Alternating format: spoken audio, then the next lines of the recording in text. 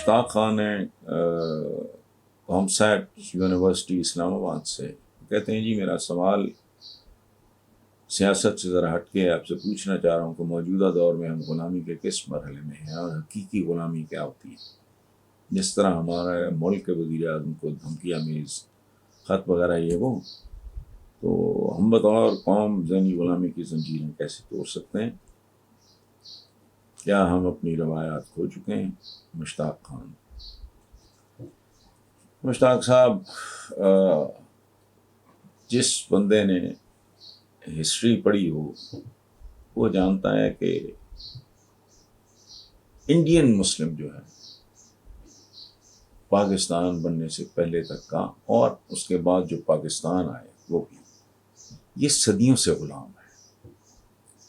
محمود غزنوی اور غوری اور یہ سلاطین دہلی جتنے بھی پھر مغلز وغیرہ، وہ مقامی مسلمان نہیں تھے، مسلمان تھے لیکن انویڈرز تھے، حملہ آور تھے، اور انہوں نے عام آدمی کے ساتھ کیا سلوک کیا، کبھی اپنے محاورے دیکھیں اٹھا کے، روکھی سوکھی کھا، ٹھنڈا پانی پی، چپڑی ہوئی اور دو، مطلب اس طرح کے جن سے اندازہ لگایا جا سکتا ہے کہ بر صغیر کا عام مسلمان اس وقت کیسی زندگی گزارتا تھا۔ اور آخری بات، پلیز آپ نوجوان ہو، ٹھنڈے دل سے سوچنا، پروپیگنڈے پہ نہیں۔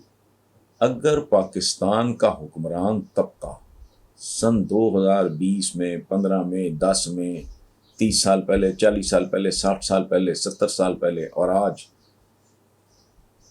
پاکستانیوں کو رعایا سمجھ رہا ہے اور ان کی تذلیل کر رہا ہے، ان کی کوئی اوقات نہیں ہے، تھانے کچہری سے لے کے ہاسپٹلز تک، ایک طرف ڈالرز میں کھرب پتی ایلیٹ ہے، ایلیٹ مختلف قسم کی، جس میں نمبر 1 آپ کی پولیٹیکل ایلیٹ ہے، انڈسٹریل ایلیٹ ہے، عام آدمی کا حال کیا ہے؟ تو یہ آپ نے پوچھا نا کہ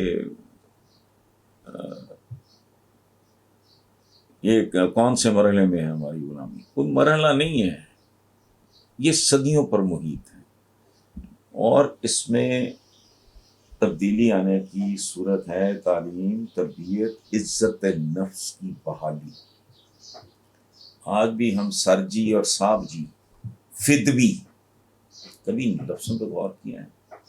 یہ آپ نے کہاں سے انہیریٹ کی؟ اس کے بعد گورا، مغل، سلاطین دہلی۔ اس لیے پلیز اس سے نکلیں۔ غلامانہ ذہنیتوں کی 1 کروڑ 1 مثالیں۔ ہم تو آج سیاستدانوں کو علیحدہ کر دو، میں کلچرل بیک گراؤنڈ کے حوالے سے کہہ رہا ہوں، ہمارے یہاں آج بھی ایک محاورہ ہے، بندہ کو بندہ دیکھ لیا کرو۔ مطلب یہ ہے کہ دیکھ لیا کرو ہے کون۔ چودھری صاحب کی شان میں گستاخی کر رہا ہے، پتہ ہے تمہیں میں کون ہوں؟ اچھا پھر ایک کام ہے، تو جانتا نہیں میں کون ہے؟ اچھا، چودھری اور کمی، مہذب معاشرے میں کوئی چودھری ہوتا ہے، کوئی کمی ہوتا ہے؟ نہیں، یہ غلام معاشروں میں ہوتا ہے، اور یہ نئی نہیں ہے۔ آزادی آپ کو 14 اگست 1947 کو جو آزادی ملی تھی، وہ ملتے ہی اغوا ہو گئی تھی، آپ کے صرف آقا تبدیل ہوئے تھے۔ 14 اگست 1947 میں آپ نئے قسم کے آقاؤں کے غلام ہو گئے۔ ٹوٹل ہسٹری صرف اتنی ہے، اس سے زیادہ کچھ نہیں۔ اور وہ لوگ جو ایک گلی میں بھی اکٹھے نہ ہوں، ان کا مستقبل روشن ہونا کسی معجزے سے ہے، اور میرا خیال ہے اچھا سب سے جو خوبصورت اس کا فلسافیکل سائیڈ ہے کہ آپ نے کہا ہے کہ غلامی ہوتی کیا ہے۔ اچھا تو بھائی آپ نے کہا ہے اور حقیقی غلامی کیا ہوتی ہے، یہ ایگزیکٹ آپ کے الفاظ ہیں جو مجھ تک پہنچے میرے آفس سے۔ تو بھائی میں سادہ ترین زبان میں عرض کرتا ہوں کہ غلامی کی انتہا یہ ہوتی ہے کہ انسانوں کی سوچ سلب ہو جاتی ہے، ان میں اچھے برے، نیک و بد، سیاہ و سفید، ہیرو اور ویلن کی، جائز و ناجائز کی تمیز ختم ہو جاتی ہے.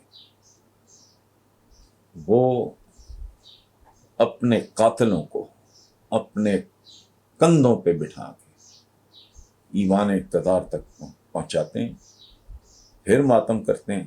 مومن کی ایک تعریف ہے کہ ایک سوراخ سے مومن 2 بار دوسری بار نہیں ڈسا جا سکتا. یہ ہے غلام. اور ایک بات یاد رکھیں، میرا تو میڈیکل سائنس کے ساتھ کوئی تعلق نہیں، مجھے سمجھایا گیا تھا کہ یہ جو ہیومن برین ہوتا ہے، انسانی دماغ میں ایک سینٹر ہوتا ہے جو لاجک کو، دلیل کو، ریزن کو جو ہے نا وہ ڈیل کرتا ہے. اور اگر 3-4 نسلوں تک وہ فنکشنل نہ رہے مختلف وجوہات کی بنیاد پہ، تو وہ ہمیشہ ہمیشہ کے لیے مر جاتا ہے.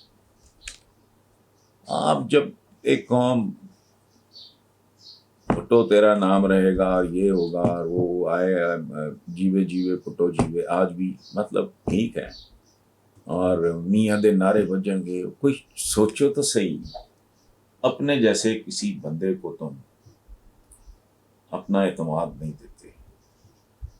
آپ بادشاہوں کو الیکٹ کرتے ہو یا سلیکٹ کرتے ہو، یہ اسی بات کی نشاندہی ہے کہ دماغ کا جو پورشن دلیل کے ساتھ یا لاجک کے ساتھ ڈیل کرتا ہے وہ یا مکمل طور پہ مر چکا ہے یا بے ہوشی کے.